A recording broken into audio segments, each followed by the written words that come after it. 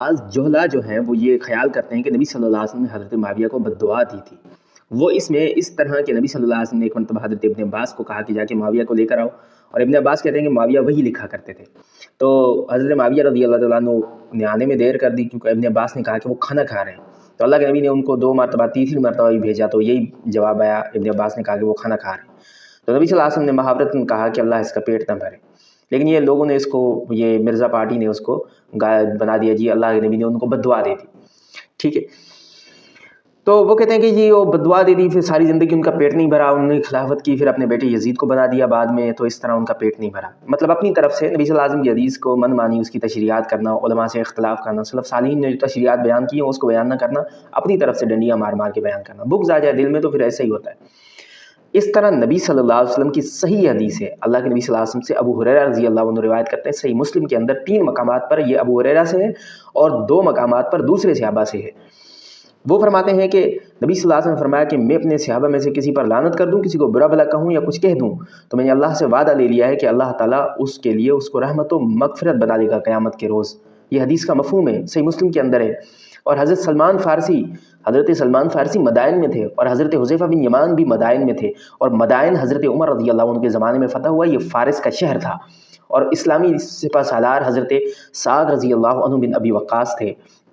تو وہاں پر حضرت حذیفہ یہی چیزیں جو نبی صلی اللہ علیہ وسلم نے کسی کو ڈانٹ دیا، کسی پہ لعنت کر دی، کسی کو برا بھلا کہہ دیا، مطلب کوئی بھی سخت جملہ بول دیا، تو یہ چیزیں حذیفہ بن یمان لوگوں میں بیان کرتے تھے. تو حضرت سلمان رضی اللہ عنہ کو آ کر لوگ کہتے کہ حضرت حذیفہ یہ باتیں بیان کرتے ہیں، یہ مسند احمد میں صحیح سند کے ساتھ روایت موجود ہے.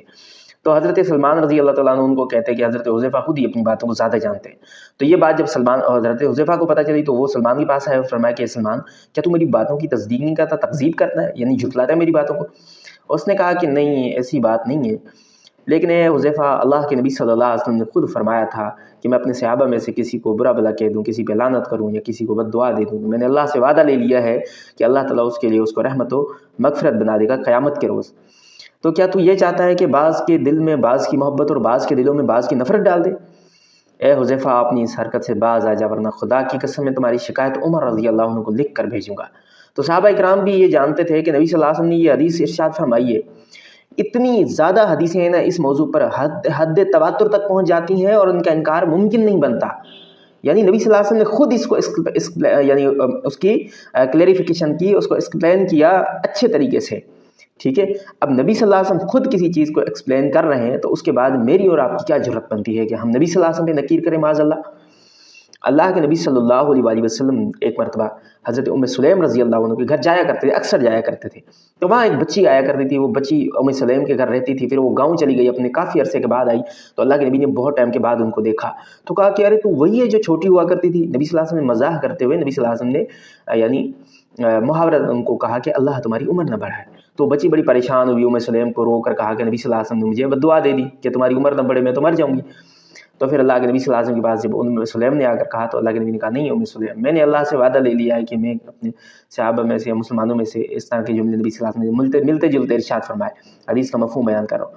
تو اللہ نے سے میں نے وعدہ لے لیا ہے کہ میں بھی اولاد آدم میں سے ہوں اور مجھے بھی غصہ آتا ہے. لیکن اس وقت نبی صلی اللہ علیہ وسلم نے ازراہ مذاق کہا تھا اس کو. تو میں نے اللہ سے وعدہ لے لیا ہے قیامت کے روز اس کے لیے اس کو رحمت و مغفرت یا رحمت و برکت بنا دے گا. اس طرح نبی صلی اللہ علیہ وسلم کے الفاظ سے اس سے ملتے جلتے. پھر ایک حدیث اور ہے جس میں حضرت عائشہ ارشاد فرماتی ہیں کہ نبی صلی اللہ علیہ وسلم ایک مرتبہ گھر میں تھے تو بہت سے انصاری لوگ جمع ہو گئے گھر میں، اور اتنے زیادہ کثرت کے ساتھ آئے کہ وہ جو پگڈنڈی بنی ہوتی ہے گھر میں، یعنی جو عورتوں کا جہاں پر حصہ تھا، تو نبی صلی اللہ علیہ وسلم پیچھے ہٹتے ہٹتے اس پگڈنڈی کے اوپر آ گئے اور آپ صلی اللہ علیہ وسلم نے پھر ان پہ لعنت کر دی. تو جب وہ چلے گئے تو نبی صلی اللہ علیہ وسلم، حضرت عائشہ فرماتی میں نے اللہ کے نبی سے پوچھا یا رسول اللہ آپ نے تو ان پہ لعنت کر دی؟ تو اللہ کے نبی نے کہا عائشہ میں نے اللہ سے وعدہ لے لیا، میں بھی اولاد آدم میں سے اور مجھے غصہ آتا ہے، تو میں اگر کسی پہ لعنت کروں یا کسی کو بد دعا دوں، برا بھلا کہوں، تو اللہ تعالیٰ اس کے لیے اس کو رحمت و مغفرت بنا لے قیامت کے روز. یہ حدیث کا مفہوم. اب اللہ کے نبی خود اپنی بات کو ایکسپلین کر رہے ہیں. لعنت کرنا یہ کسی کو یہ کہنا کہ تمہارا پیٹ نہ بھرے اور اس پہ لعنت کرنا، یہ بہت بڑا فرق ہے. ٹھیک ہے نا، پیٹ نہ بھرنا یہ تو بہت چھوٹی بات ہے.